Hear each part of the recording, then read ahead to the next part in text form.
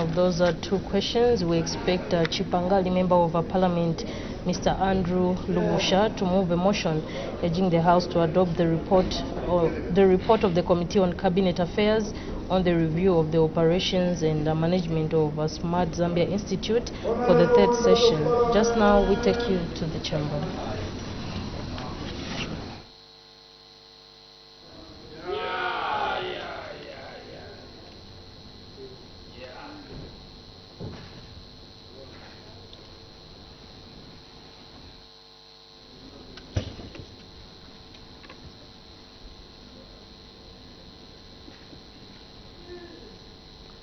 You're still watching Parliamentary television. Bells are ringing. The quorum hasn't yet been formed. It is a requirement that 1/3 of members of Parliament must be present in the House for any business to transact. And so once the quorum is formed, we expect business of the House to resume. And the business that we expect to resume is on the ministerial statement that was rendered by the Minister of Health. This is on the influenza and COVID-19 situation in the country. And at the time business was suspended, the Minister was responding to follow-up questions. And when business resumes on this ministerial statement, we expect the Minister to respond to a question that was asked by Watcher Member of Parliament, Mr. Sidney Mushanga. Still to come on the order paper, we have a report that is expected to be moved by Chipangali Member of Parliament, Mr. Andrew Lubusha, urging the House to adopt the report of the Committee on Cabinet Affairs on the review of the operations and management of Smart Zambia Institute for the third session of the 13th National Assembly, laid on the table of the House on Wednesday, 10th July 2024. And we do expect the Supplementary Appropriation 2024 Bill, National Assembly Bill number 8 of 2024, to be considered at second reading stage. When business resumed at 09 hours, Madam Speaker did make one announcement in which she recognized the presence in the public gallery of pupils and teachers from Shakespeare College in Kablonga, Lusaka District. Madam Speaker, on behalf of the National Assembly of Zambia, warmly welcomed the visitors to the National Assembly. The House also considered one urgent matter without notice, Understanding Order 142, and the House also considered Her Honor the Vice President's question time, which takes 45 minutes, where Her Honor the Vice President takes questions without notice. And so bells are still ringing. The quorum hasn't yet been formed. It is a requirement that 1/3 of members of Parliament must be present in the House for any business to transact. And so once the quorum is formed, we expect business of the House to resume. And when business was suspended at 10:40 hours, the House was considering a ministerial statement that was delivered by the Minister of Health on the influenza and COVID-19 situation in the country. And the Minister of Health was on the floor of the House about to respond to a question that was raised by Watcher Member of Parliament, Mr. Sidney Mushanga. And just in case you would love to get details of our order paper, you can go to www.parliament.gov.za. And so just now, we take you to the floor of the House as we wait for the quorum to be formed. Good morning.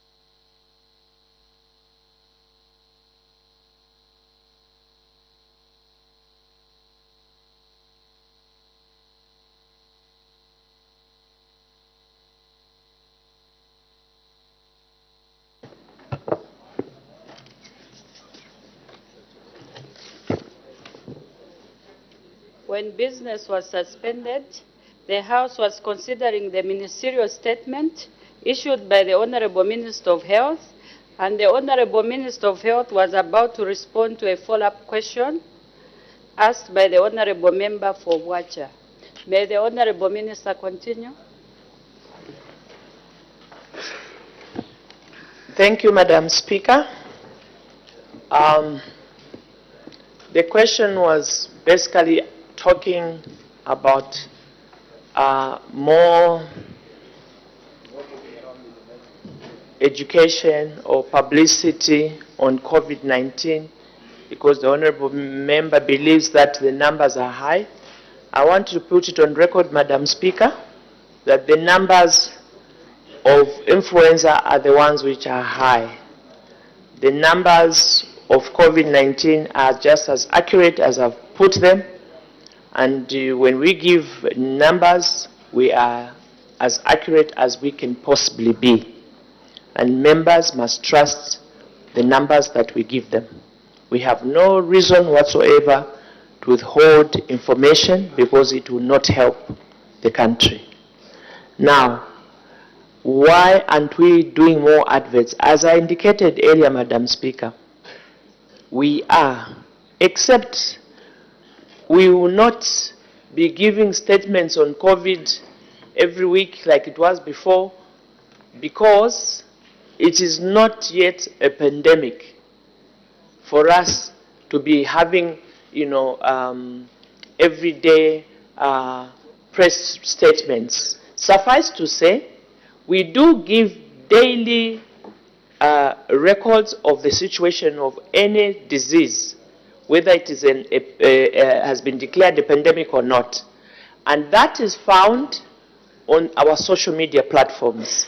But physically, for the minister to be giving those daily reports, we don't do that. When the need arises, we shall do that. But you can get that information on the Ministry of Health page and on the ZNPHI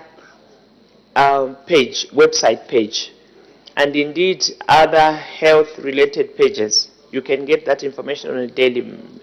And from time to time, our officers in the districts, whenever there is an outbreak, Ministry of Health officials in those districts will always give that information on the local news, local radios, and of course in the community. We also have soldiers, what we call our foot soldiers. These are community health assistants, some who are employed fully, some who are volunteers, some who are on contract, who are doing that work every day. What we want to do as government is to increase the number of these community health workers on some form of permanency, at least on a contract.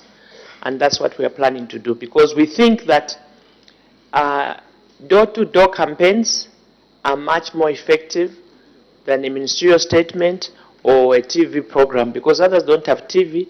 And now with this constant load shedding, you will note that during 19 hours sometimes there will be no lights, and even you yourself will not even see that statement. So we are trying to beat that by having physical people that will go door to door. That is effective when you have people that you have trained who are doing these health promotions. Thank you. Thank you. We still have 2 minutes. The Honorable Member for Bahati. Thank you so much, Madam Speaker. Madam Speaker, I want to find out from the Minister if we've started administering vaccines for influenza. Madam Speaker, I ask this because some of our neighboring countries, I think Namibia and South Africa, I think even the UK, my honorable colleague Dr. Munsanja will attest to that fact, do give vaccines for influenza. So are we giving influenza vaccines in this country? Thank you so much, Madam Speaker. The Honorable Minister of Health. Thank you, Madam Speaker, and thank you, Honorable, for a follow-up question. Madam Speaker, I did indicate in the statement that the influenza vaccines are not part of our routine vaccines. And only when we feel or we see that this is becoming a problem would we really make it a must to have those. What we have now are vaccines for COVID, because from our past experience, we know that this will always or may come and may even spread. And that's why we continuously do that. And again, we sometimes avoid a life of vaccines unless the need arises. I think for now, we think that we can help our people through preventive measures, issues of hygiene, issues of keeping warm, issues of ensuring that our hands are washed, we are drinking clean waters, our surroundings are clean, disposing of our, and of course using masks. Masks have proved that they are very helpful at a time like that, at a time like this. So when you're in a crowded place or you've got a friend who is coughing, protect yourself, put on a mask. And for those who are coughing, we always say, please use a mask. They're there, they're available. And you can get some masks even from some of the health facilities. Thank you. Thank you. Our time is up. We make progress. Questions for oral answer under standing order number 80. The Honorable Member for Lubasenshi.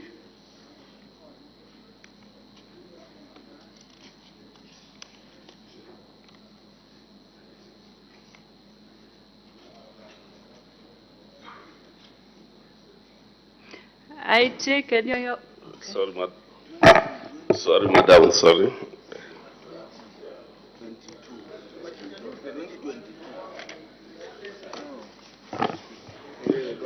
Thank you so much, Madam Speaker, for the indulgence. The good people of Rubansesha are pleased to ask question 384. I can't see the Minister of Mines. The Acting Minister of Mines and Minerals Development. Thank you, Madam Speaker. Honorable Chairway, Member of Parliament for Lubasenshi is asking the Minister of Mines the following questions. A, whether government has any plans to establish state-owned mines. B, if so, when the plans will be implemented. And C, how many mines are earmarked for establishment. And D, in which districts the state-owned mines will be located. Answer, Madam Speaker, is that government has no plans to open state-owned mines. However, government's intention is to create a special purpose vehicle, an SPV, that will partner with the private sector by entering into joint ventures in running these mines. B, as alluded to in A, government's intention is to create a special purpose vehicle which will partner with the private sector and enter into JVs. C, Madam Speaker, under the joint venture arrangement involving the SPV, the number of mines can only be established at an appropriate time. D, as earlier stated, government has no plans to open state-owned mines other than through the SPV. Therefore, at this point in time, it will not be appropriate to state in which districts these mines will be opened. Madam Speaker, I thank you. Thank you. Supplementary questions. The Honorable Member for Lubasenshi. Madam Speaker, first and foremost, this country is facing with a lot of challenges, and we are a sovereign nation which we're supposed even to enjoy when it comes to natural resources. So when the minister says the government has no intention to own state mines, it really brings a lot of questions, especially to the people of Rubansesha and even the Zambian people. My question is, why should we focus on creating a special vehicle where the government has a capacity on its own to incorporate a state-owned company, just like ZCCM, IDC, and other government institutions that can able to champion the establishment of state mines? And I would like to give practical examples. We have new mines that have come on board recently, such as the Fitula mines on the Copper Belt and the other mine companies. When you look at their capital, you can't say the state cannot have such kind of capital. But when you look at the benefits, you find that the government will continue like begging in terms of taxes. My question now to you, Honorable Minister, what is stopping the Zambian government from owning its own mine company? I submit. The Acting Minister of Mines and Minerals Development. Let me thank the Member of Parliament for that very, very important question. And in summary, in answering his question, I can simply state that that is the way government is going actually. What's happening is that you are creating this special purpose vehicle so that you do not only get revenue from taxing, but from production itself. Remember that in the mining sector, I think it has always been very, very difficult to get revenue from taxes because of certain things which companies do. But we want to be part of the entities which are going to be mining themselves. So we will be partners through this SPV. And Madam Speaker, I want to state here very, very clearly that the Cabinet has sat and made a decision that an SPV called Zambia Minerals Investments Corporation will be formed. And this will represent government interests in a very, very big way. So gone are the times where we'll look at this mineral resource and get small dividends from it. This is a time, Madam Speaker, and I want to agree with the Member of Parliament on the initial statement that this natural capital we have, which may finish soon, Zambians, the government itself must get a big share. And through creation of this SPV, this is exactly what we are going to do. Remember also that we will be an active player. It's not only the benefit sharing, but we will also want to be very strong in value addition. So most of what we want to see, the direction we want to take the mining sector, it will be done very, very clearly through this SPV. Madam Speaker, I thank you. The Honorable Member for Chifubu. Thank you, Madam Speaker, for giving the people of Chifubu an opportunity.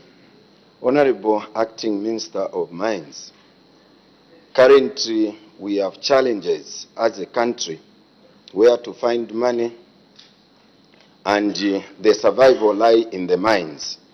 If today government would say we don't intend to establish our own mines where we would be getting 100% income from there, we intend to go with a special purpose vehicle where we partner with private partnership. Would you please come out in the open to state what is involved in this special purpose vehicle and what benefit in terms of percentage, quantity, that will come as a benefit to the nation, because we need money from the mines, and that is where we rely for the recovery of our economy. Thank you, Madam Speaker.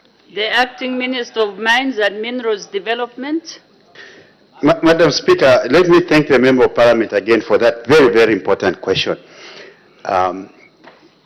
SPVs, partnerships with the private sector, are not only going to happen in the mines. I'll give you an example where I'm coming from, the Ministry of Water Development and Sanitation. We are going to do SPVs as well there. What government believes is that obviously it has this natural capital. However, the private sector comes with funding.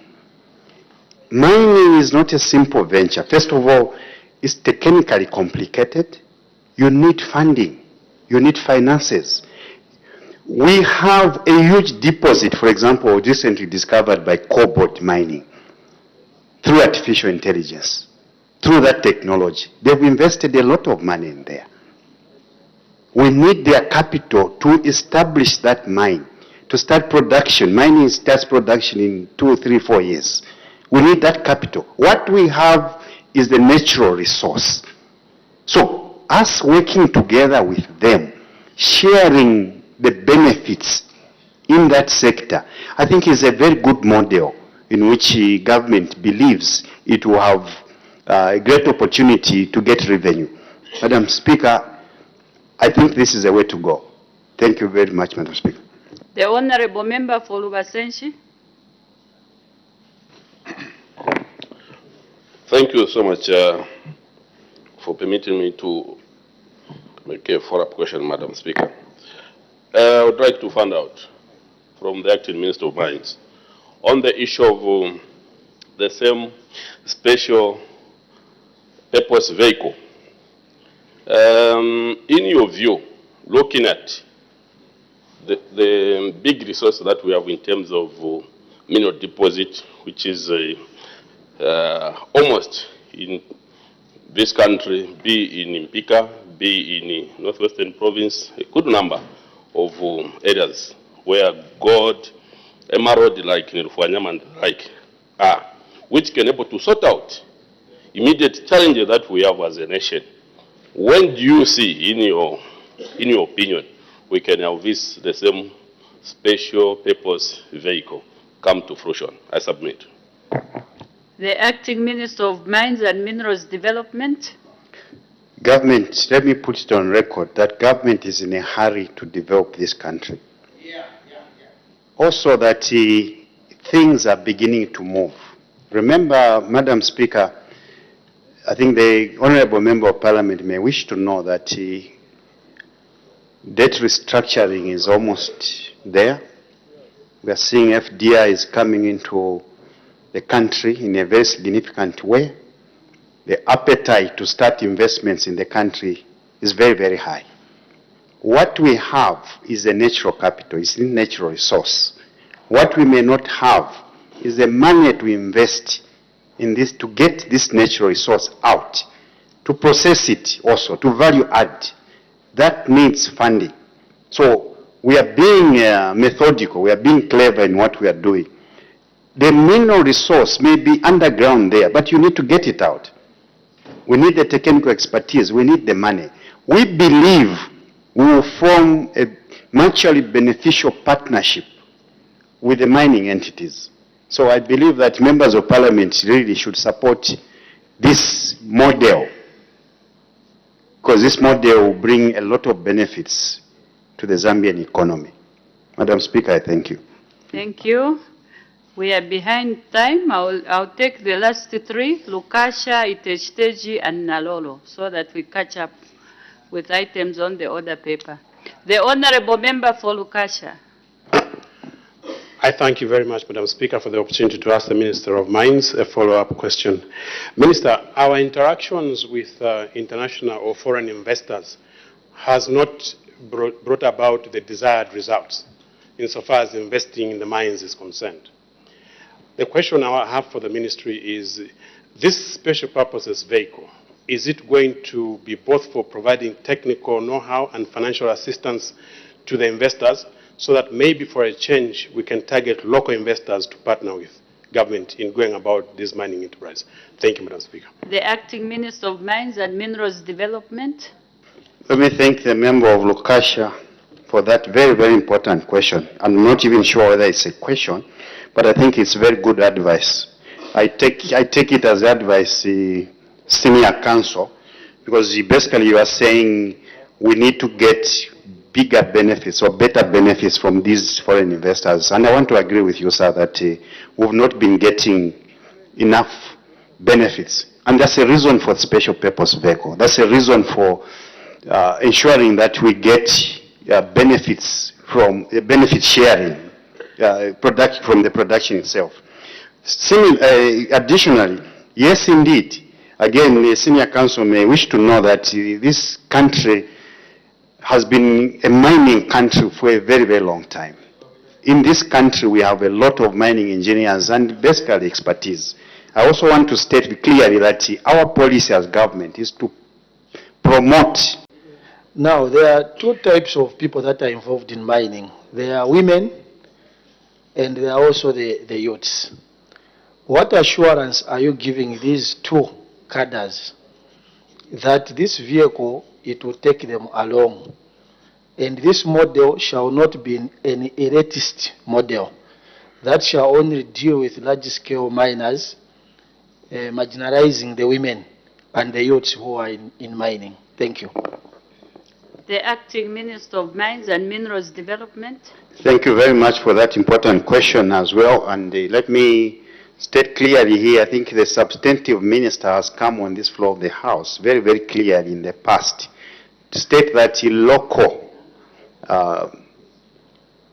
entrepreneurs will be supported. I think he's also aware that a lot of small-scale miners, fully Zambian-owned mines, have been supported. They've been given a lot of licenses. So creating the special purpose vehicle to represent government in the partnerships will not disadvantage them at all.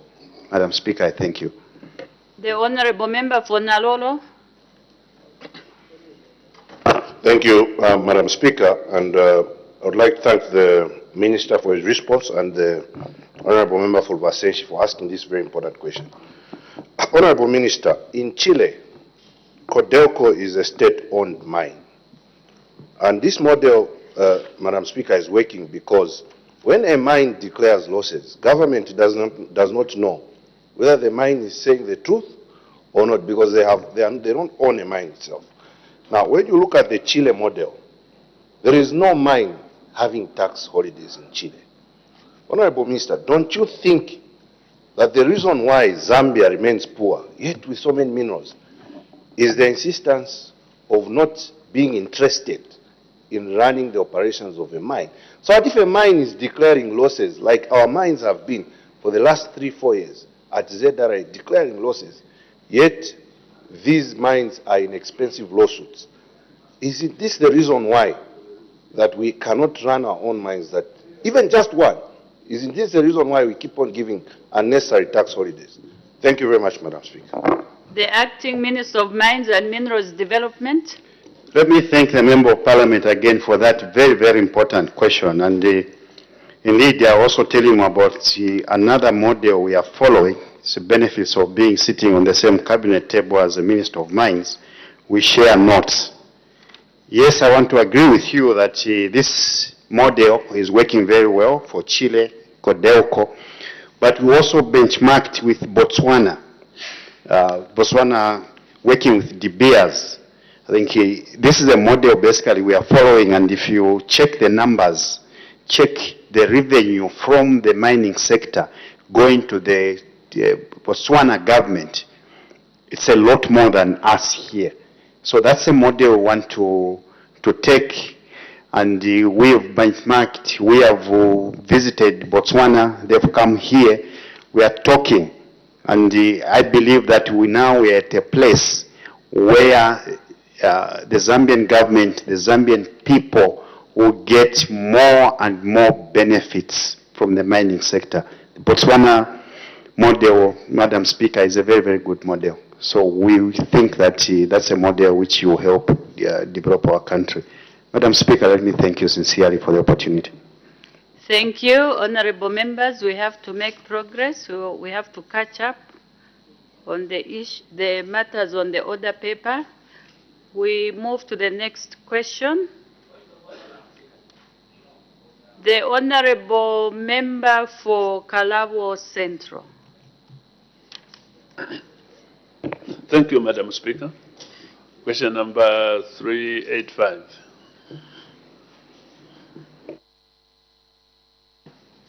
Sorry. The Honorable Minister of Green Economy and Environment. Thank you, Madam Speaker. Honorable Muyutu, Member of Parliament for Kalabo Central, is asking the Minister of Green Economy and Environment the following questions.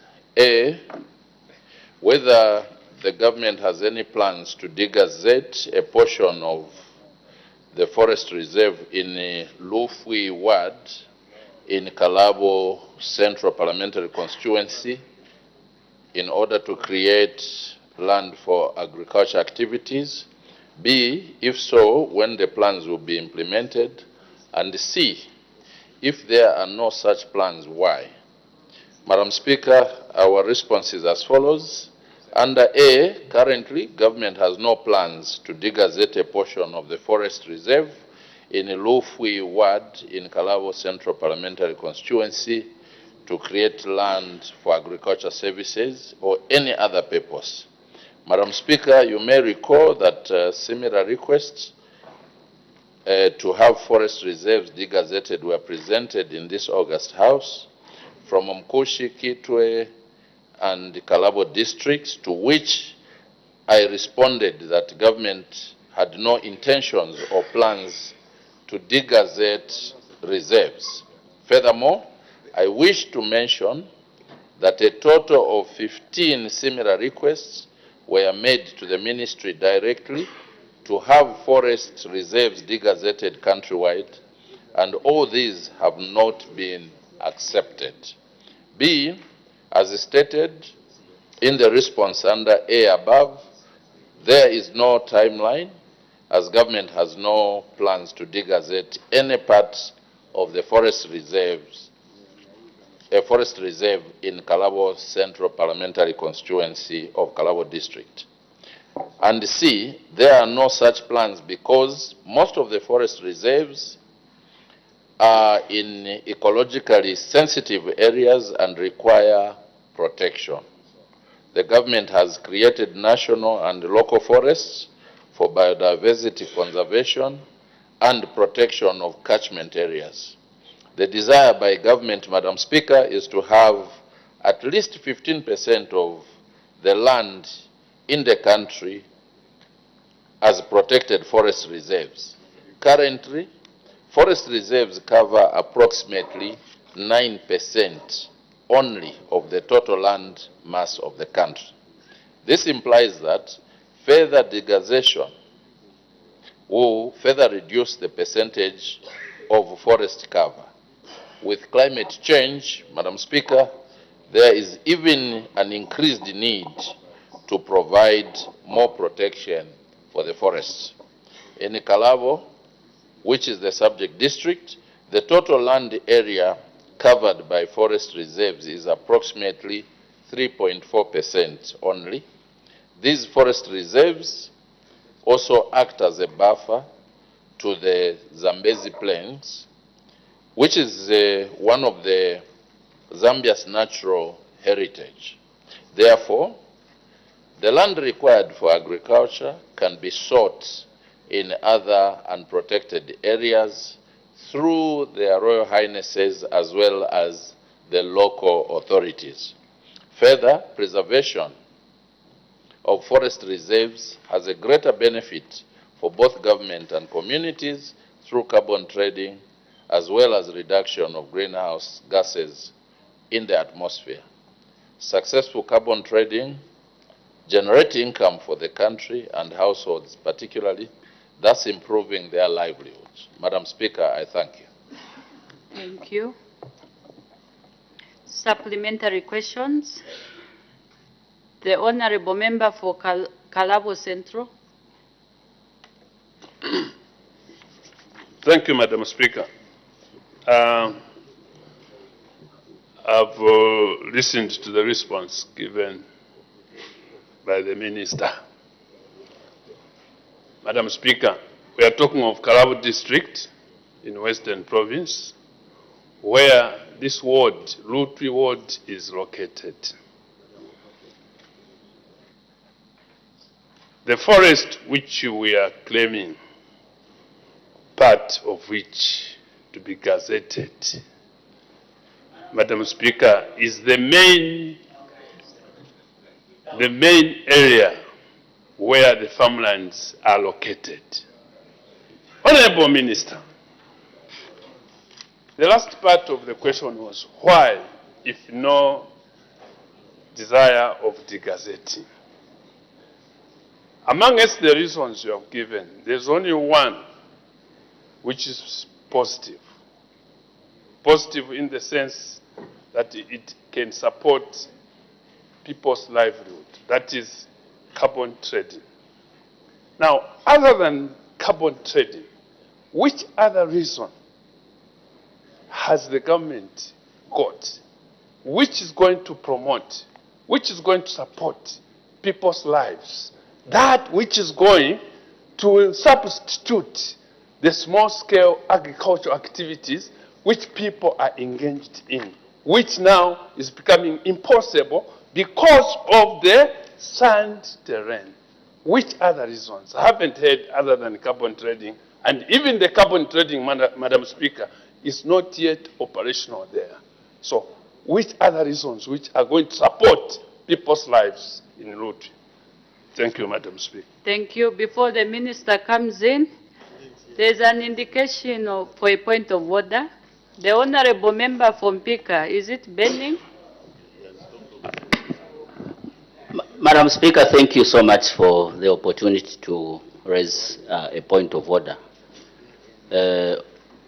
When the Minister of, the Acting Minister of Mines was answering questions from, the question from the Honourable Member of Parliament for Ruwansenshi, he did indicate that government is creating a special purpose vehicle to hold government interests in the mining sector. Madam Speaker, I raise this point of order in trying to find out, because government already has ZCCM-IH holdings and Zamgod, who represent government interests in the mining sector. I want, is the minister, Madam Speaker, in order not to have indicated whether government is doing away with ZCCM-IH and Zamgod and come up with a new special purpose vehicle? Our people need to know, Madam Speaker. I seek your serious ruling. I know the honorable member from Pika had indicated to ask a question, but due to time, because we are behind time, I didn't pick you, the honorable member from Pika. Maybe what you can do, honorable member, since we've already come up with your own question. Since you feel that that matter is very important, please feel free to raise another question. It will come on the floor of the House and you'll be attended to.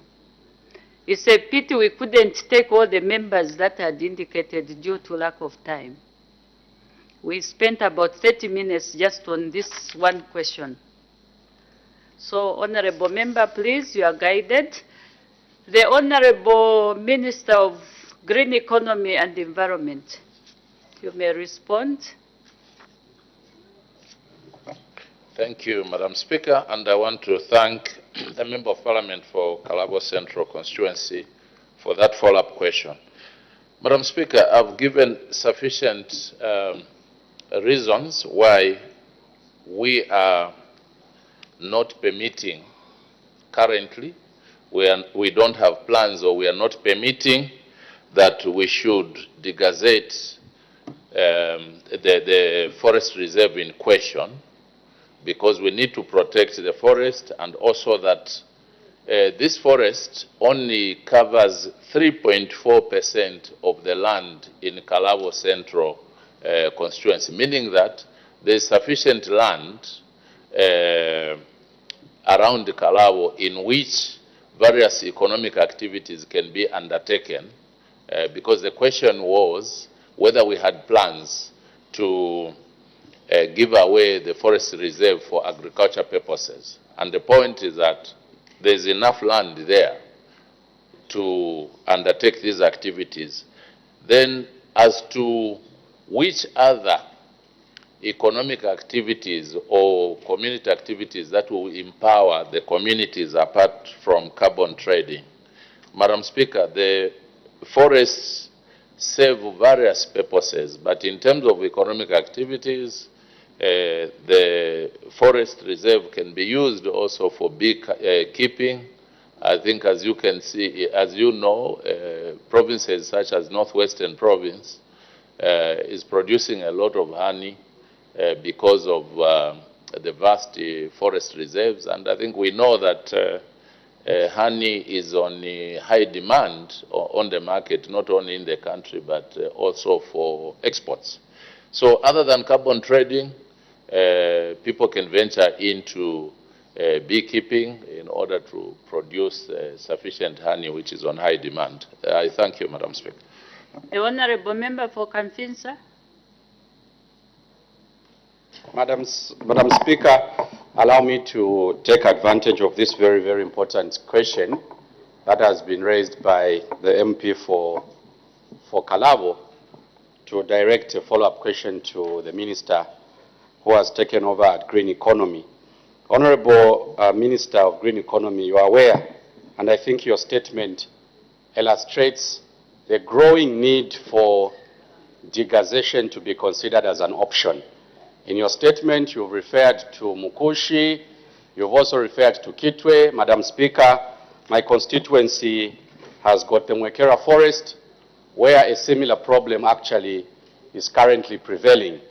Madam Speaker, from the response provided by the Minister, there is failure to acknowledge one important aspect, which obviously will lead to my follow-up question, the aspect of the changes in our needs as a country. 60 years ago, obviously, the population was small. 65 years ago, Madam Speaker, our needs were different. Now, what has happened over the years is that 60 years has elapsed, our needs as a country have been changing, and our people now want to do other economic activities.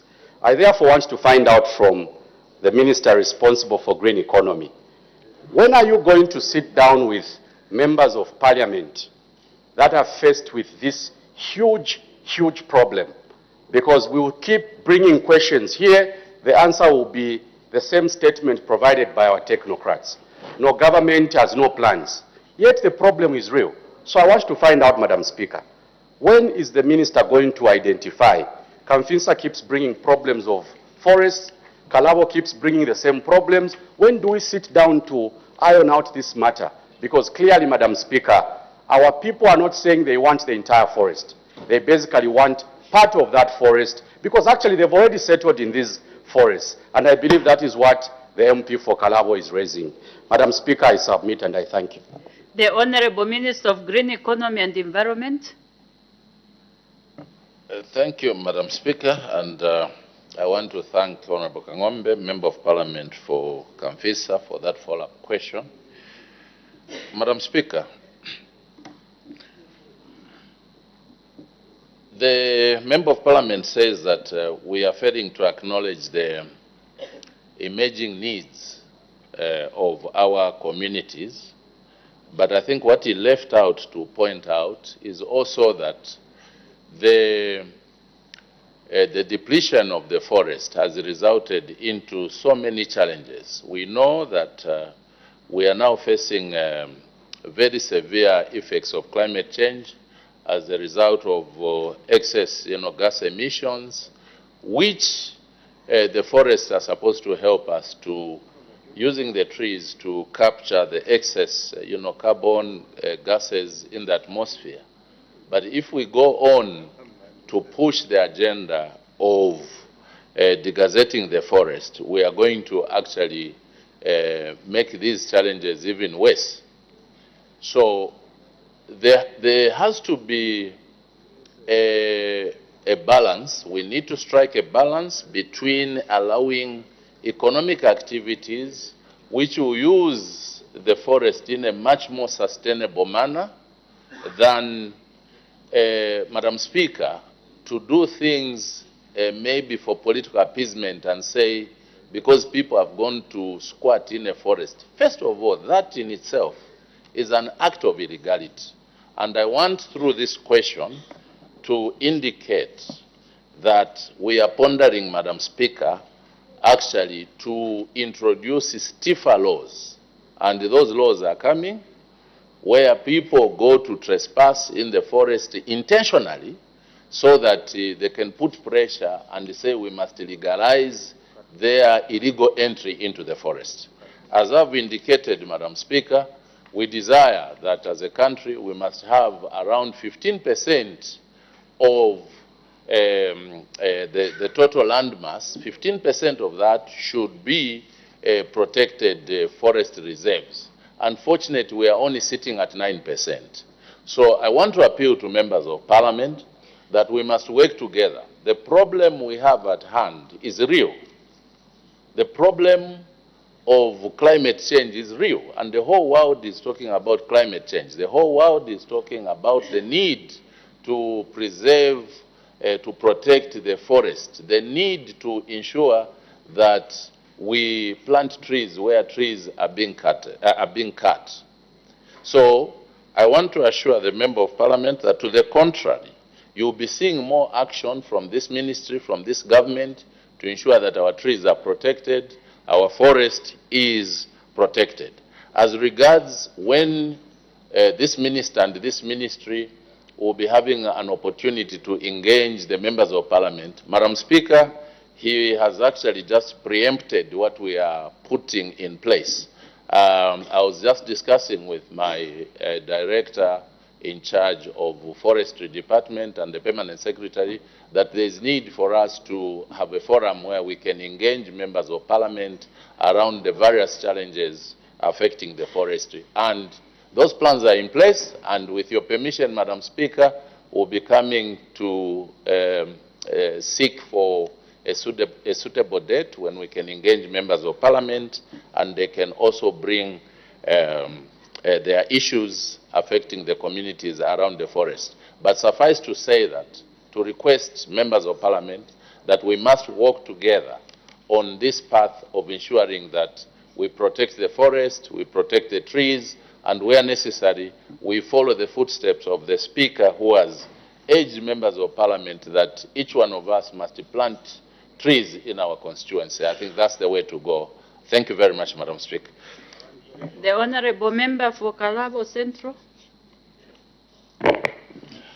Thank you, Madam Speaker. Madam Speaker, Kalabo District, the total number of beneficiaries of FISIP is only 600.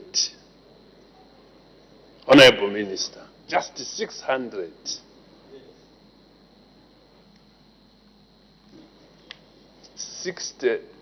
10 of them only. 60 tens. Out of a population of about 125,000. I don't know what percentage of proportion that is. Madam Speaker, farming is natural. Honorable Minister, the people settled in those areas, they started farming. What measure will the government put in place to empower these people so that they'll continue living while still eating?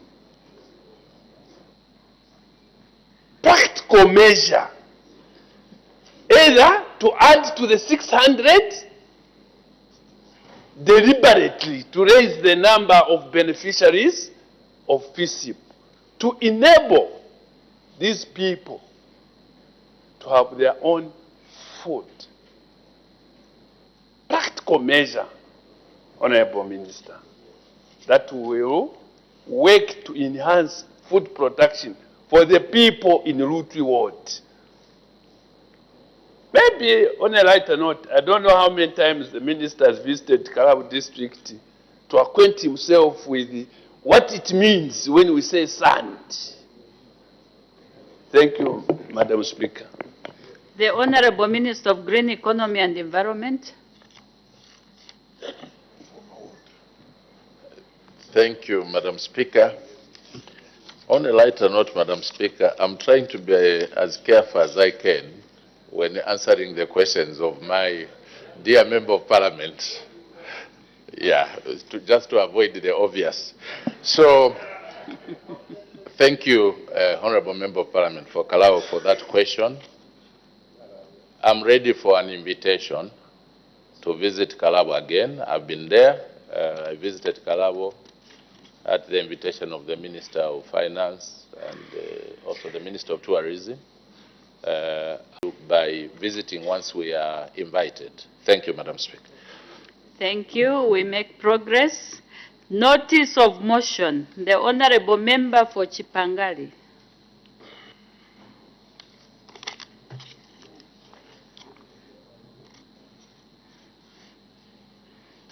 Madam Speaker, I beg to move that this House adopts a report of the Committee on Cabinet Affairs on the review of the operations and management of Smart Zambia Institute for the third session of the 13th National Assembly, laid on the table of the House on 10th July 2024. Is the motion seconded? Yes, Madam Speaker. Thank you. Seconded by the Honorable Member for Mongu Central. The question is that this House adopts the report of the Committee on Cabinet Affairs on the review of the operations and management of Smart Zambia Institute for the third session of the 13th National Assembly, laid on the table of the House on Wednesday, 10th July 2024. Any debate? The Honorable Member for Chipangali.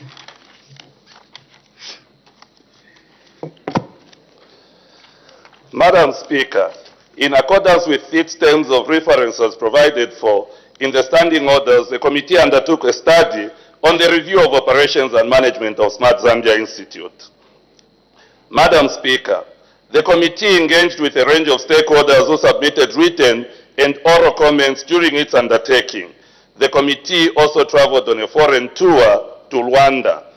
I am aware that honorable members have read the report, and therefore I will restrict the scope of my discussion to a few concerns raised by stakeholders during its deliberation and highlight some of the committee's recommendations arising therefrom. Madam Speaker, as this august House is aware, Zambia is part of a global community where the use of information and communication technology is growing and impacting all aspects of daily life. In this regard, allow me from the outset to acknowledge, on behalf of the committee, the government's efforts to transition the country into a digital economy through, among other efforts, the establishment of the Smart Zambia Institute. Madam Speaker, the committee recognizes that the implementation of the e-government seeks to enhance and ensure the effective and efficient delivery of public services to citizens. However, of great concern to the committee is the low uptake of e-government services, which is coupled with weak engagements with stakeholders and the public. This is due to low funding levels of Smart Zambia activities, despite its importance in spearheading the country's digitalization agenda. The vision for which Smart Zambia was established cannot be achieved without adequate funding for the Institute's various activities. As I have already stated, Madam Speaker, there is poor engagement of the public, and in light of this, the committee recommends that adequate resources should be allocated specifically for public sensitization and engagement with public institutions to encourage awareness and participation in Smart Zambia's e-platforms. Further, the committee recommends for further collaboration with the government institutions to develop tailored software for improved services delivery via e-platform, thereby maximizing the potential of ICT products and services. Madam Speaker, in order for Zambia's digital transformation drive to be achieved, there is need for adequate human resource right down to the district level. However, Smart Zambia Institute lacks officers in districts to facilitate access and utilization challenges on the e-platform services. This has negatively impacted service delivery at the district level, resulting in administrative tasks like correction of national registration numbers for beneficiaries of social services and payroll inputs being done at provincial offices where Smart Zambia is domiciled. This has resulted in expensive monthly trips to provincial officers for administrative functions. In view of this, the committee recommends that the presence of Smart Zambia Institute should be extended to district offices to enable quick responses to address challenges of access and utilization of digital services. This will also bridge the digital skills gap to district levels. The same Smart Zambia officers who will be at district levels can take a leading role in creating awareness and uptake of e-government services in the districts. Madam Speaker, allow me to also bring to your attention one of the teething challenges in the uptake and usage of e-platforms. The committee notes technological challenges and disparities among public bodies, resulting in ineffective e-government service delivery, one of the major challenges affecting the speed at which Smart Zambia is implementing and coordinating various e-platforms in public institutions, which has been fragmented. Further, the committee also notes that the National Electronic Government Plan mandates public bodies to use standardized ICT infrastructure which complies with Smart Zambia requirements. To avoid subjecting the public to multi-referrals of e-services from one office to another due to disparities and non-interoperability of services, the committee recommends that all e-government services are standardized and compatible on all e-government platforms for effective service delivery. Further, the committee also recommends that e-government services should be included on the government service bus, considering that not all the services are uploaded on the e-platform for comprehensive online consumption of public services by citizens. As I conclude, Madam Speaker, I wish to pay tribute on behalf of the committee to all the stakeholders who tendered both oral and written submissions before it. I also wish to thank you, Madam Speaker, and the Clerk of the National Assembly for the guidance and support services accorded to the committee throughout its deliberations. Madam Speaker, I beg to move. The Honorable Member for Chipili, there is something? Yes, Madam Speaker. You can go ahead. Thank you, Madam Speaker. Thank you, Madam Speaker. Is this House in order to continue sitting when there is no quorum? Thank you, Madam Speaker. Let me make consultations if we have a quorum or not. We don't have a quorum. We don't have a quorum. Can you ring the bells?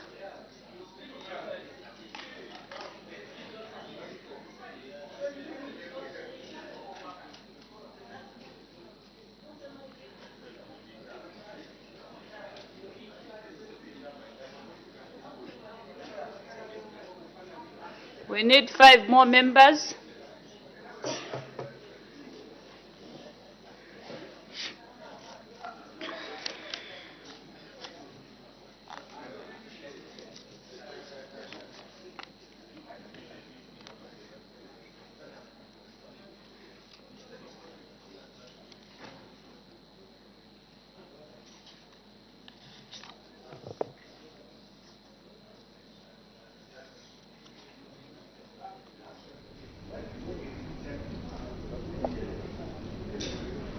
Good morning. You are still tuned into Parliamentary television.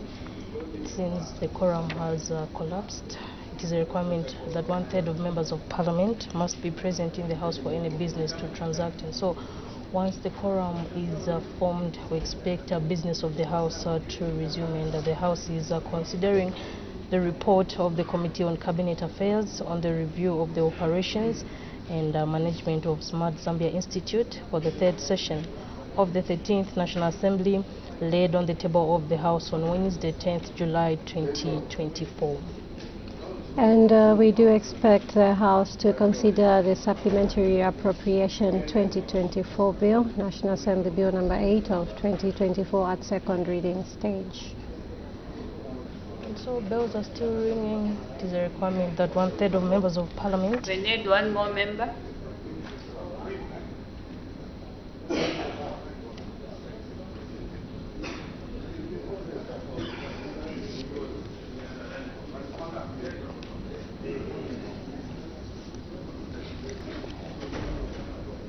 We are set.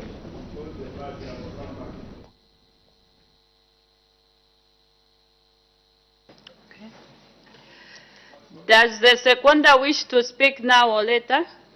When I come back from Johannesburg. Oh. The Honorable Member for Mongu Central. Thank you very much, Madam Speaker. In seconding the motion moved by the chairperson of the Committee on Cabinet Affairs, I want to state that we did this work supported by Smart Zambia, and we acknowledge the work that Smart Zambia is doing, which is very important. Madam Speaker, this is the era of blockchain, this is the era of science, this is the era of coding, and it's very important that we move with the times as a nation. The work that Smart Zambia is doing in terms of digitalizing the government platforms is very, very important. But we do realize the challenges that Smart Zambia is facing, especially in terms of inadequate funding. It's what we discovered when we were doing these committee meetings, interrogating their work, that it looks like it's an expectation of the ministries that Smart Zambia will come and buy all the equipment for them, train their people, and digitalize their platforms. I think line ministries need to take, we went to Rwanda, it was very clear, and it was mentioned even to us, that Rwanda wouldn't have achieved the level of digitalization that they have achieved had it not been for PPPs. So we need to bring the private sector as well to ensure that we fast track the work that Smart Zambia is doing. Madam Speaker, some of the challenges that we saw and witnessed and encountered is that some of the platforms, government platforms, are not well integrated. In this time and era, Madam Speaker, you don't need to have so many platforms to get the same information. Just from your ID, it should be able to tell you where you were born, where you went to school, what qualifications you have, whether you are married or divorced, those kind of things. They should just be on one platform. Now, most of our platforms are not well integrated. Another challenge also is the low levels of internet connections. We do appreciate the government's efforts in terms of rolling out the ICT, the towers and all these things, but a lot needs to be done. Also, our colleagues in the public sector, there's a lot of low skills in terms of ICT. In this time of robotics, I think people need to be adequately enhance their skills in terms of ICT. In Rwanda, where we went, if you fail up to test 3 times and you're a government worker, they chuck you out from the civil service. I think we need to bring those kind of things here in our government so that we can move with the times. When we went to Kitwe, for example, Kitwe boys, you can see, because they have now set up ICT laboratories, science laboratories, so to speak, where they're able to learn biology and the science subjects using ICT skills. You can see the improvement. Teachers were able to tell us the level of improvement that has happened in these schools because of the introduction of ICT laboratories. So it's very, very important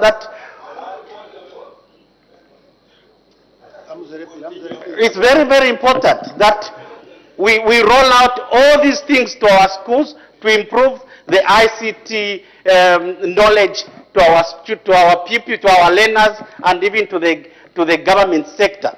Madam Speaker, some of the challenges that we encountered is the inability of government workers to use the computers effectively. It's not only the lack of computers, but even when computers are there, people still want to use the traditional methods of moving one file from point A to point B, even when the computers are already provided.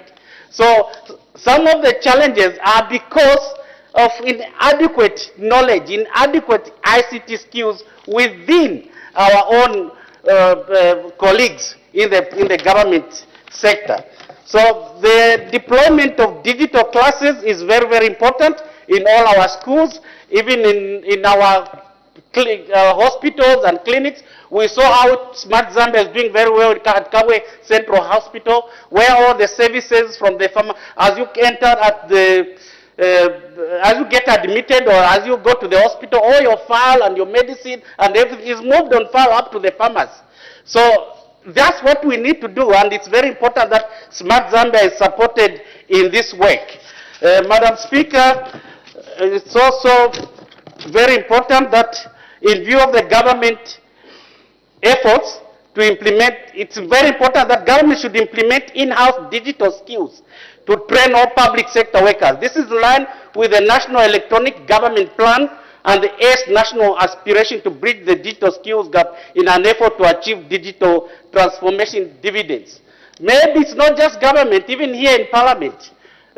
People like our colleagues who are here in Parliament, maybe we can be also be enhanced with ICT skills so that when we leave Parliament, we have other things to do rather than looking for 4 terms in Parliament. Maybe that's what we can also learn from those things.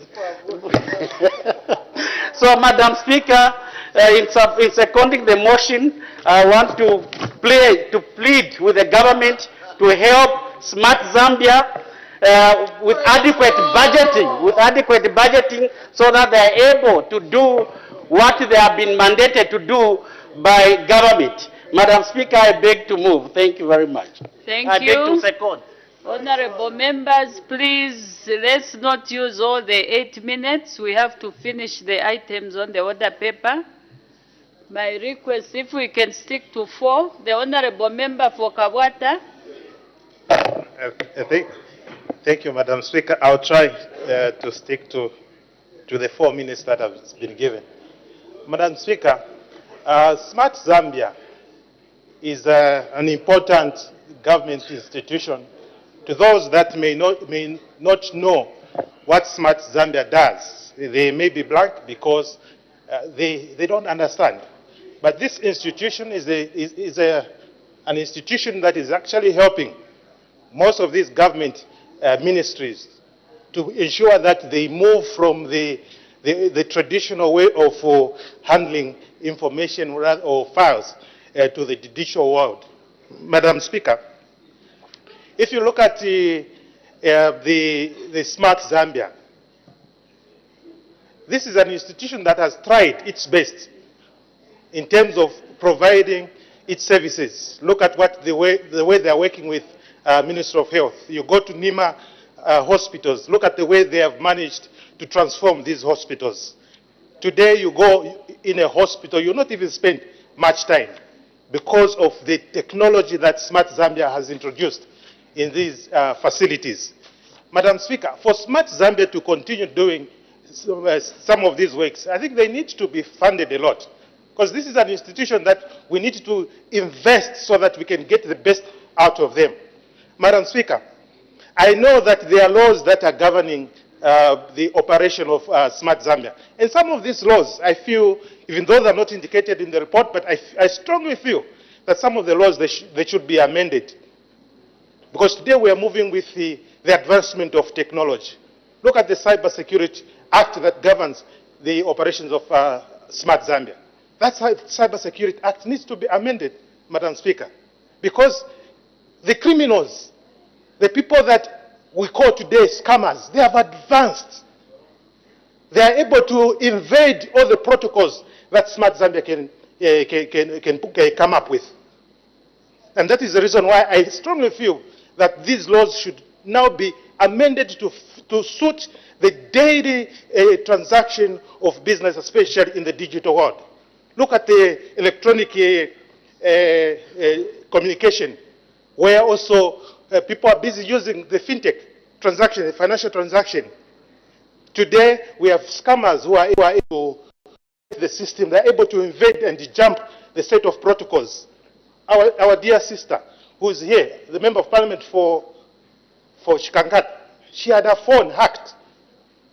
And this is what we are talking about. We need to enhance or change some of these laws, amend these laws so that we can assist the people that are using these laws like Smart Zambia to ensure that they are able to catch up with the scammers that we have in this country. Look at also the Data Protection Act of 2021. I strongly feel that this law needs to be amended, Madam Speaker. Smart Zambia provides the best services to most government institutions, but I still strongly feel that some of the services that have been provided by Smart Zambia, I think we need to enhance capacity. Look at what is happening at Ministry of Lands, ZILAS. It was introduced, but today we are having serious challenges because of the same. So I believe that there's need for Smart Zambia to start building capacity to some of these institutions that they are taking the e-platform or government platforms. Look at what they have done also with the INRIS. Yes, the INRIS is working. It is working. It has helped also to reduce the double digitization of NRC. It is working. And I believe that Smart Zambia can do better also in improving on that system. Look at also what this other system that Smart Zambia has introduced under the Ministry of Agriculture. I'm still having the floor. Please leave me. The honourable member will try to wind up, please. Finally, Madam Speaker, I strongly believe that we really need to build capacity so that we can enhance the operations of Smart Zambia in this country. Madam Speaker, with these few words, I beg to move. Thank you. The honourable member for Chiruvi. Thank you, Madam Speaker. I'm going to debate as I want. Yes. No, it's not a speaker to be controlling me. Honourable member for Chiruvi, please proceed with Madam your Speaker, you debate. was just disturbing me just when I started, so I needed protection. Madam Speaker, I want first to declare that I'm coming from underserviced and unserviced area called Chiruvi. When we are talking about digital transformation, I think the reason why Smart Zambia was launched in 2015 was to to make sure that government services are delivered digitally and in a manner that pleases everybody. Madam Speaker, allow me to premise my debate in three categories and focus on what Smart Zambia intended to do. Among the things that Smart Zambia was intended is to do government-to-government information, and government-to-business information, and government-to-citizens information. Madam Speaker, I do realize that this dream is yet to be realized. Why it is yet to be realized, among other areas, is that we have low household internet uptake. We also have very low literacy, digital literacy in the country, and infrastructure. Why I say so is that when we look at what was envisaged in making sure that Smart Zambia performs, it is supposed to look at 116 districts and 152 constituencies, meaning that delivery of government services in terms of protection and dissemination of government information was supposed to be achieved. In this case also, along the way, is that if Smart Zambia reached its full potential and is rolled out in conjunction with maybe companies like Starlink, satellite, as it was planned, we would have had a situation where some of the government services would have been interlinked, and efficiency and effectiveness of accessing such services would have been achieved. Madam Speaker, I want also to underscore that the strategic area, number 4, in the 8th National Development Plan speaks to what we are considering today, the operations of Smart Zambia, especially with a digital economy. And realizing that, we need to factor in that whereas... Hello? Madam Speaker, I'm being disturbed. The honourable member, please continue. Can I be allowed to flow? No, you are debating through me, so continue, okay. Honourable member. Madam Speaker, I do realize that whereas the policy environment may not be so conducive, there are a lot of acts that speak to digital transformation. And I have in mind the Electronic Government Act, which is number 41, and the Electronic Communication and Transaction Act number 4 of 2021. Looking at these two pieces of registration, Madam Speaker, I know that those who have been before me have said that there is need to amend. They are very sufficient. What is lacking is application, and I think some of the issues that I've pointed out, among them the digital infrastructure, especially in rural areas. Madam Speaker, when we want to nurse a problem, and especially when we want to mean proper delivery of services, especially reaching every citizen, actually, Smart Zambia would have qualified to roll out and embrace the motto, leaving no one behind. But with the challenges that have been highlighted by the report, we are yet to see a situation where money is pumped in there for infrastructure, money is pumped in there for upholding the low staffing levels, money is pumped in there so that Smart Zambia can spread these tentacles to the lowest level. But currently, even the urban and the peri-urban are not properly catered for, because we are talking about a situation where attempts have been made here and there, such that even the latest attempt, which I would say that is the latest attempt in terms of creating an environment, which is the statutory instrument number 43 of 2023, which... The Honorable Member for Chiruvi, please try to wind up. You leave some minutes for your brother. For the sake of my brothers, I'll be winding up. Yes.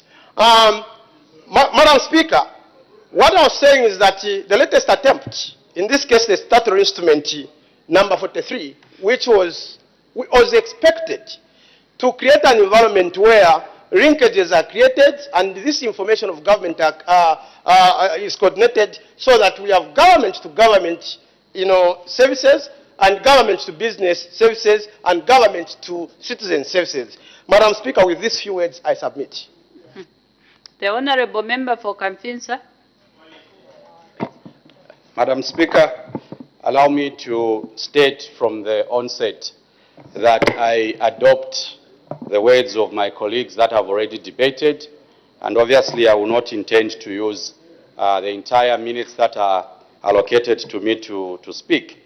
Madam Speaker, the minister who is acting to deal with this particular report, I believe that this is a matter that obviously requires some action, because what we've discussed are gaps.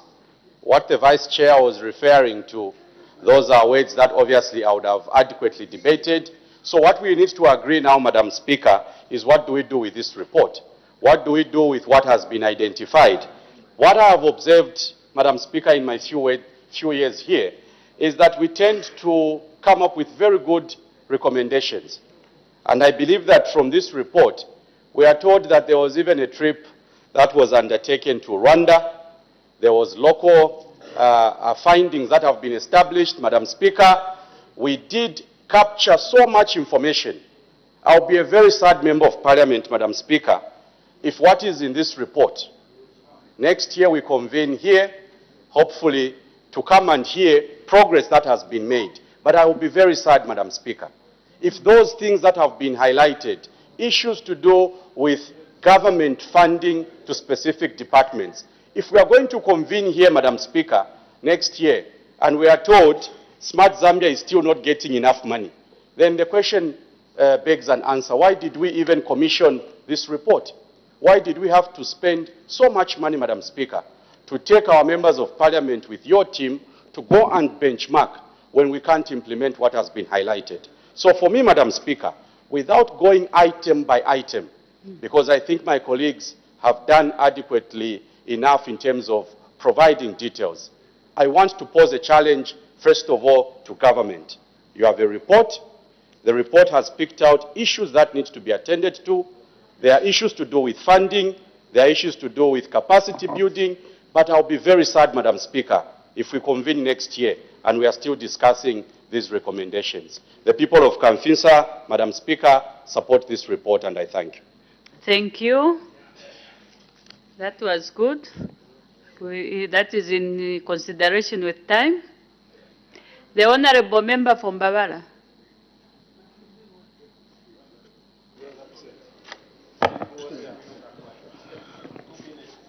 Okay. Thank you so much, Madam Speaker, for giving the good people of Mbabala an opportunity to support the report on the Smart Zambia Institute, moved by Honorable Rubusha of Chipangari, Committee Chair, and every seconded.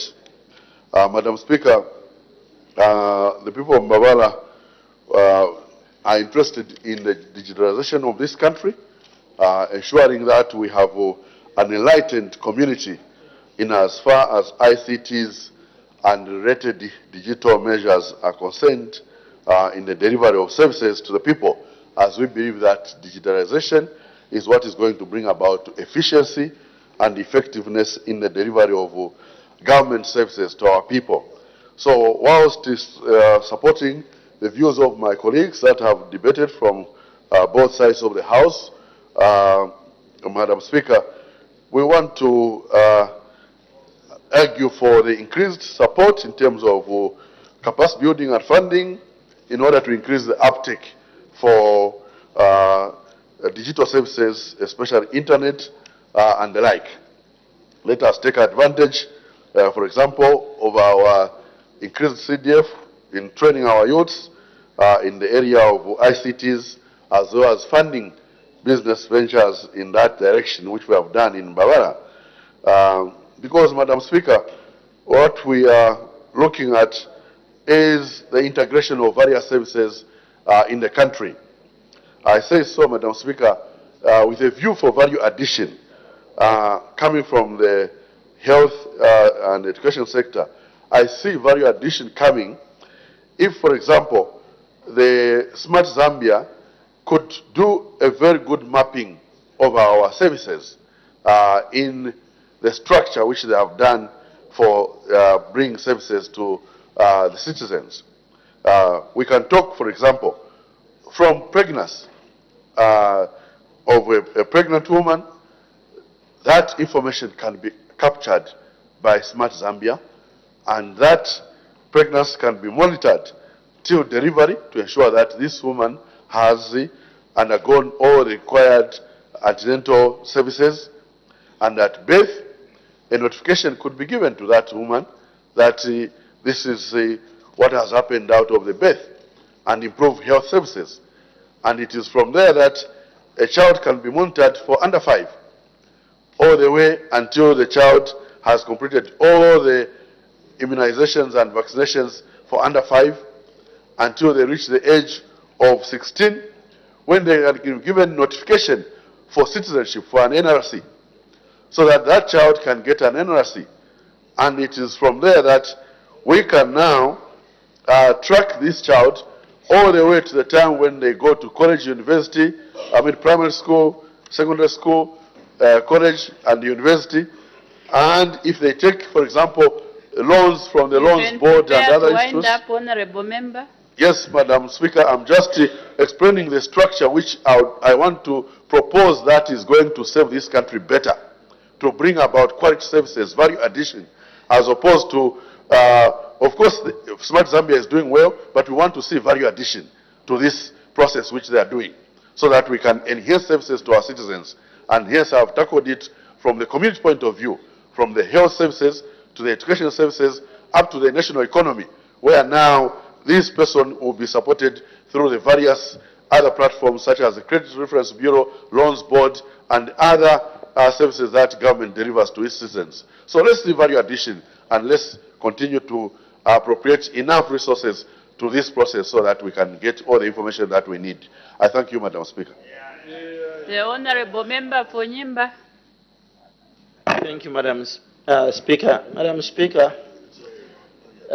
just to add up a bit, I think a lot have been spoken. Just want to urge government on this one, that this is where we are sitting now as a country at 131 out of 193. It's not a good position. We need to invest more in this Smart Zambia project. In addition to that, if you go today to the cadastre itself, the portal we use, a good number of portals we are using in this country are not being managed by Smart Zambia, and the monies we are paying into servicing these portals, it's a colossal sum of money. My plea to your member, the members on your right, Madam Speaker, is that next year, as we are coming here, we need a good amount of investment in this project so that we are not paying those Kenyans or South Africans who are managing, for example, the agriculture setup, the credit window we were implementing this year. The port was being managed, if I'm not mistaken, it's either the Kenyans or South Africans. When we have our own ITC specialist in this country who can take up this. And the other addition to this, Madam Speaker, is that we need to train more ITC personnel and employ a good number of them. And let's spread this Smart Zambia across this country, because some of the areas they're not being covered or being looked after.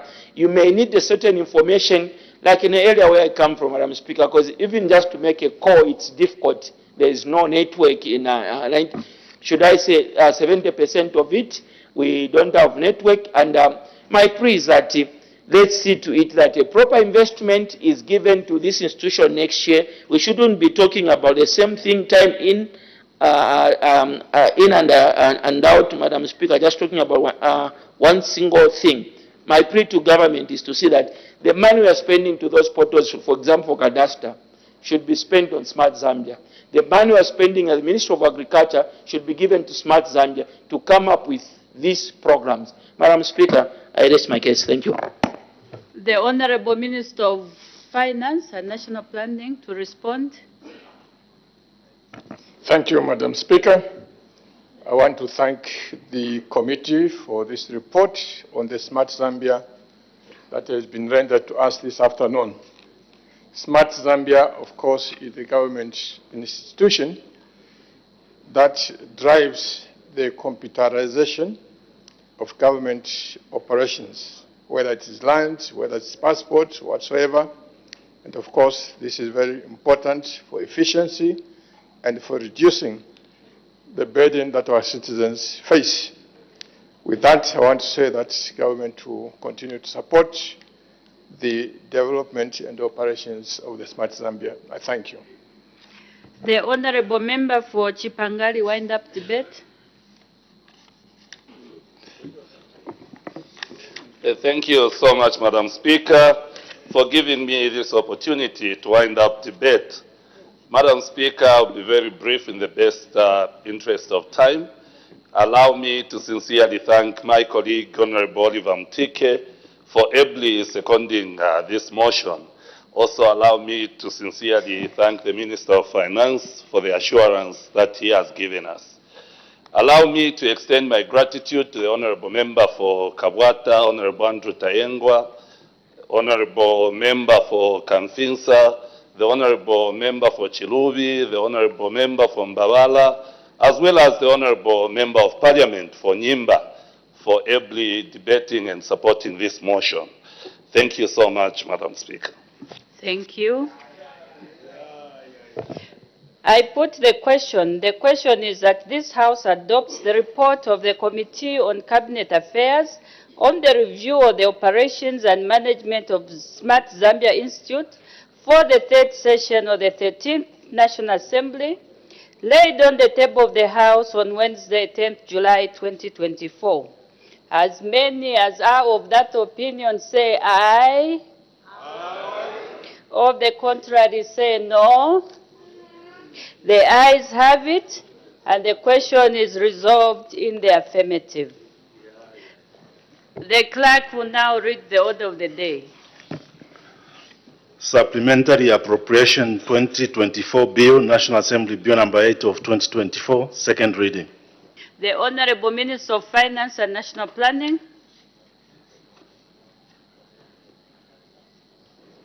Madam Speaker, I beg to move that the bill be now read a second time. The question is that the bill be now read a second time. any debate? The Honorable Minister of Finance and National Planning.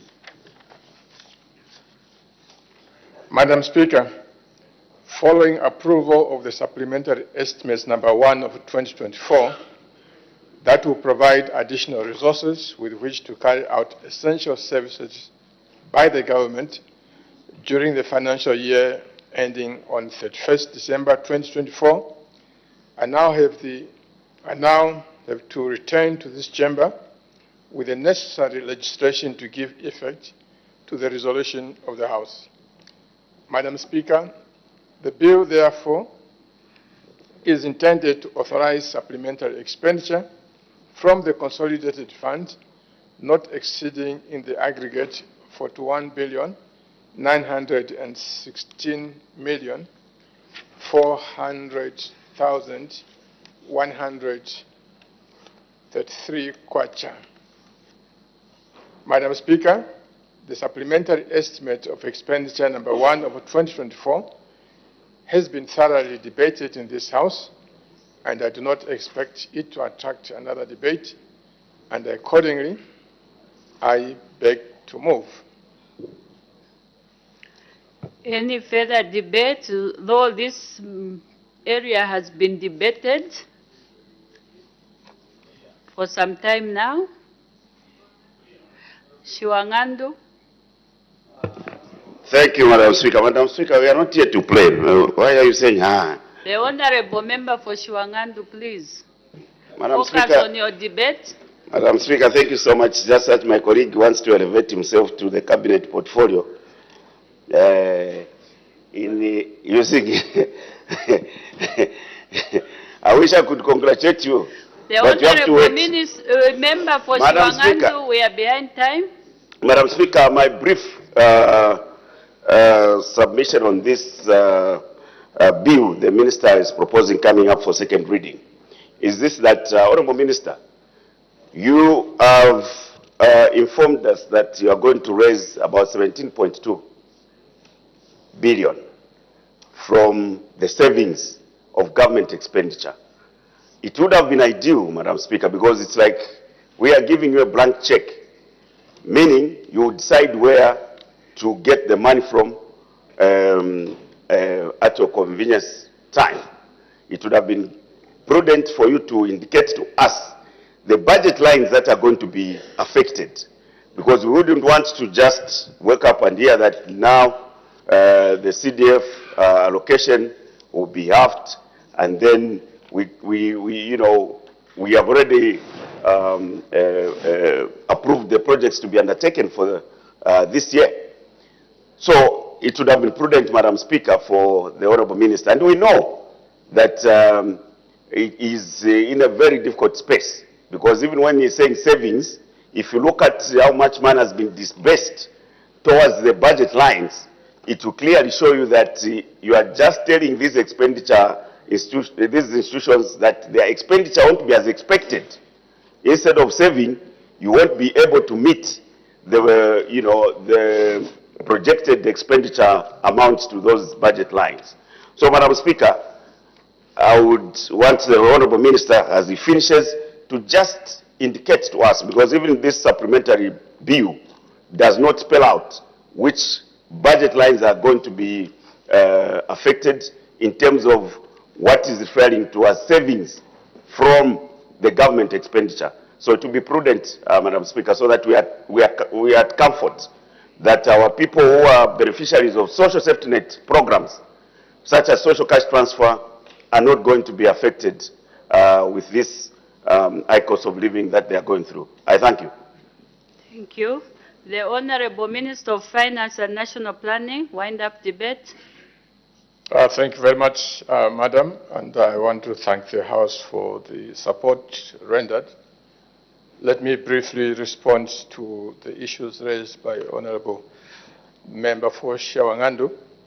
I think I did indicate when we debated that the areas where the savings will be realized will be those areas which have minimum, where the priority is not so much. So your CDF is safe. The social cash transfer is safe, that you talked about. In fact, it's being enhanced. The roads budget is safe. So this is money that would be taken away from things like non-essential training, travel, and so forth. That's where the funds are coming from. So be assured that your fears have been taken care of. Madam Speaker, I thank you. I put the question. The question is that the bill be now read a second time. As many as are of that opinion say aye. Of the contrary say no. The ayes have it, and the question is resolved in the affirmative. Let the bill be now read a second time. The Supplementary Appropriation 2024 Bill, National Assembly Bill number 8 of 2024. Committee stage to be taken when?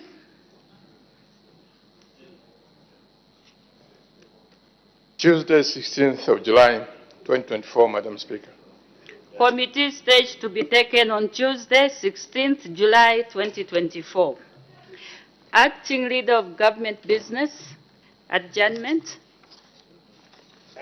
Madam Speaker, I beg to move that the House do now adjourn. The question is that the House do now adjourn. Any debate? Any objection?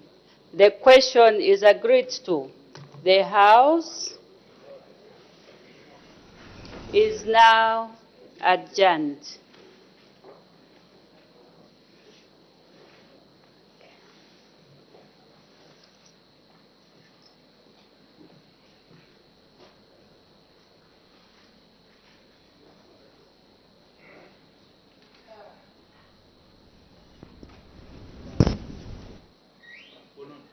Good afternoon. Thank you for still watching Parliament Television. The House has just adjourned, and we now take a look at business that has been considered from the time business resumed at 09 hours. Madam Speaker did make one announcement in which Madam Speaker recognized the presence in the public gallery of pupils and teachers from Shakespeare College in Kabilonga, Lusaka District. Madam Speaker, on behalf of the National Assembly, warmly welcomed the visitors to the National Assembly. Thereafter, the House did consider one urgent matter without notice, Understanding Order 142, and after the consideration of the urgent matter without notice, Her Honor, the Vice President's question time was considered. This is where Her Honor takes questions without notice, and it takes 45 minutes. After that, Madam Speaker permitted the Minister of Health to deliver a ministerial statement to update the House on the influenza and the COVID-19 situation in the country. And so the Minister of Health said that during this time of the year, when the weather is cool and dry, it is expected to see an increase in respiratory infections. As a result, the Surveillance and Disease Intelligence Wings under the Ministry of Health, Zambia, continues to conduct routine surveillance of diseases of public health significance.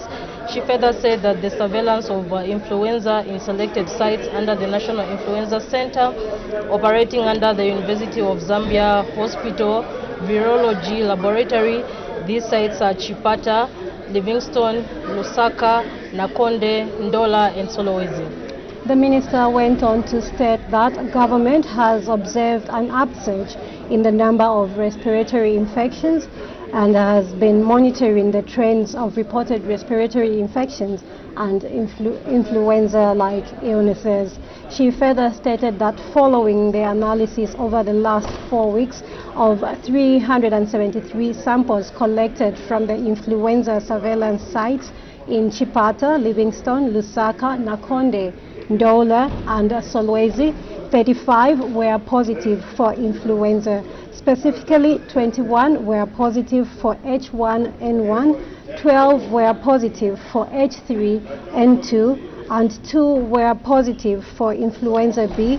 And of the 35 positive samples, the majority were from persons aged between 18 to 49, while 13 were under 5. And she also stated that none of the samples came from persons aged over 50 years. The Minister of Health said influenza, commonly known as the flu, is a contagious respiratory illness caused by influenza viruses, and that there are 4 main types of the virus, which is A, B, C, and D. The minister went on and stated that influenza can cause mild to severe illness. Symptoms usually come on suddenly. People who have influenza often feel some or all of these signs and symptoms. These are fever or feeling feverish chills, a cough, sore throat, runny and stuffy nose, muscle or body aches, headaches, fatigue. Some people may have vomiting and diarrhea, which she said this is more common in children than adults. The minister also said that most people who get influenza will recover in a few days or less than 2 weeks. The minister also went on to update the House on COVID-19 situation in the country. She said that the government has continued to separately monitor the COVID-19 trends and there has been a sign of a slight increase in weekly positivity of samples being tested for COVID-19 from 1.5% to 2.8%. The minister went on to say that the experience with recent outbreaks such as cholera and COVID-19 has gone a long way in teaching and reminding us of the importance of good hygiene and respiratory etiquette. She therefore encouraged everyone to continue implementing preventive measures, including washing hands frequently with soap and water for at least 20 seconds, use hand sanitizer if soap and water are not available, and covering the mouth and nose with a tissue or elbow when coughing or sneezing, and depositing used tissues properly. And those are just some of the details from the ministerial statement. And then the House went on to consider the 2 questions for oral answer under Standing Order 80. We had question 384 and question 385. Question 385 came from Mr. Chinga Miyutu, who is Kalabo Central Member of Parliament. He did ask the Minister of Green Economy and Environment in A whether the government has any plans to degazette a portion of the forest reserve in Lufwi Ward in Kalabo Central Parliamentary constituency to create land for agricultural activities. And the minister did respond that government does not have any plans to degazette a portion of the forest reserve. In B, if so, when the plans will be implemented, the minister did respond that with the answer given in A, there was no time limit, timeline for this, and in C, if there are no such plans, why? The minister did respond by stating that most forest reserves are in ecologically sensitive areas that need protection. So that's the answer that the Minister of Green Economy and Environment gave to the question that Kalabo Central Member of Parliament had asked. Question number 384 came from Lubanseshi, Member of Parliament, Mr. Taulo Chewe, and he directed his question to the Minister of Mines and Minerals Development, where he wanted to find out whether the government has any plans to establish state-owned mines, and the acting minister did respond that government has no plans to open state-owned mines. In part B of the question, he wanted to find out if so, when the plans will be implemented, and the acting minister of mines did say that government intentions is to create a special purpose vehicle, an SPV, which will partner with the private sector and enter into JVs. In part C of the question, he wanted to find out how many such mines are earmarked for establishment, and the acting minister did say that a number of mines can only be established at an appropriate time. In part D of the question, he wanted to find out in which districts the state-owned mines will be located, and the acting minister did say that, as stated in A, government has no plans to open state-owned mines other than through the SPV. Then the House went on to consider a motion that was moved by Chipangali, Member of Parliament, Mr. Andrew Luvusha, and he is the chairperson of the Committee on Cabinet Affairs, urging that this House adopts a report of the Committee on Cabinet Affairs on the review of operations and management of Smart Zambia Institute for the third session of the 13th National Assembly laid on the table of the House on Wednesday, 10th July 2024. This motion was seconded by Mongu Central Member of Parliament, Mr. Oliver Amtike, and this motion has been resolved. It has been adopted. After consideration of that committee report, the House went on to consider the Supplementary Appropriation 2024 Bill, National Assembly Bill number 8 of 2024, which came at a second reading stage. It was read a second time, and the committee stage is expected to be considered on Tuesday, 16th July 2024. And so that's the business that the House has considered today, Friday. From the entire production crew, have a pleasant afternoon and keep watching Parliament Television.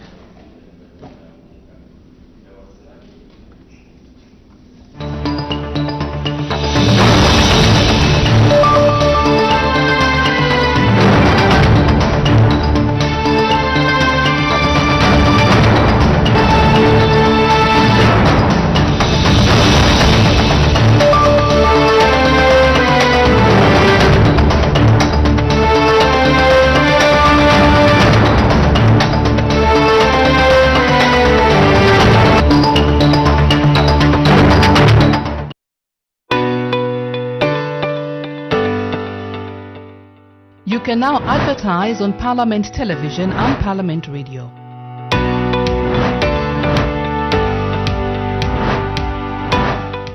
For more information, call 0977 854102 or 0977 536487.